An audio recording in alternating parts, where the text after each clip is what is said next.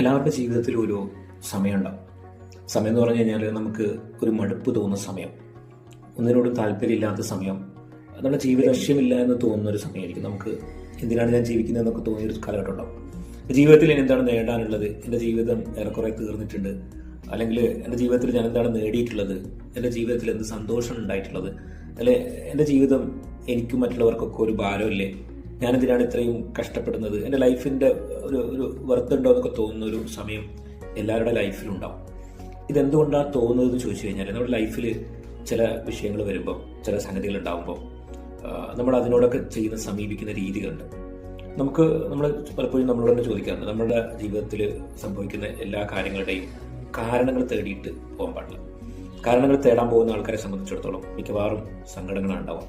അതുകൊണ്ട് കാരണങ്ങളിലേക്ക് പോവാതെ ലൈഫിൽ ഇതൊക്കെ സംഭവിക്കേണ്ടതാണെന്നുള്ള തരത്തിലുള്ള ഒരു റാഡിക്കൽ അക്സെപ്റ്റൻസ് നമുക്ക് എന്ത് ചെയ്യണം, ഇതൊക്കെ ലൈഫിന്റെ പാർട്ടാണെന്ന് ചിന്തിച്ചുകൊണ്ട് തന്നെ മുന്നോട്ട് പോവുകയും അതുകൂടാതെ തന്നെ പുതിയ നല്ല കാര്യങ്ങൾ സംഭവിക്കാനുള്ള ഏർപ്പാടുകൾ എന്തൊക്കെ ചെയ്യാമെന്നുള്ളതിനെ കുറിച്ച് ആലോചിച്ചു. അല്ല, നമ്മൾ ഈ പറഞ്ഞതുപോലെ കുറേ കാര്യത്തിന്റെ പിന്നാലെ നമ്മൾ നടന്ന് കാരണങ്ങളിൽ പോയിട്ട് നമ്മൾക്ക് 0 മാർക്ക് കൊടുക്കാൻ പോകുന്ന ഒരു ഏർപ്പാടുണ്ടല്ലോ. ഈ ഏർപ്പാടിലൂടെ മനുഷ്യന്മാർ തളർന്നു പോയിരുന്നു. സന്തോഷം കണ്ടെത്താൻ വേണ്ടിയിട്ട് എനിക്ക് എന്ത് ചെയ്യാൻ പറ്റും, എന്നെ സന്തോഷിപ്പിക്കുന്ന കാര്യം എന്താണുള്ളത്, എനിക്ക് സന്തോഷം തരാൻ പറ്റുന്ന എന്തൊക്കെ കാര്യങ്ങളുണ്ട്, വ്യക്തികളുണ്ട്, ഇതൊക്കെ ഓരോ മനുഷ്യന്റെയും മനസ്സിലുണ്ടാവേണ്ട കാര്യം. സന്തോഷം കണ്ടെത്തുന്ന, സമാധാനം കണ്ടെത്തുന്ന കാര്യങ്ങൾ നമ്മുടെ ലൈഫിലേക്ക് നമുക്ക് കൊണ്ടുവന്നു കഴിഞ്ഞാൽ നമുക്ക് എൻജോയ് ചെയ്തിട്ട് മുന്നോട്ട്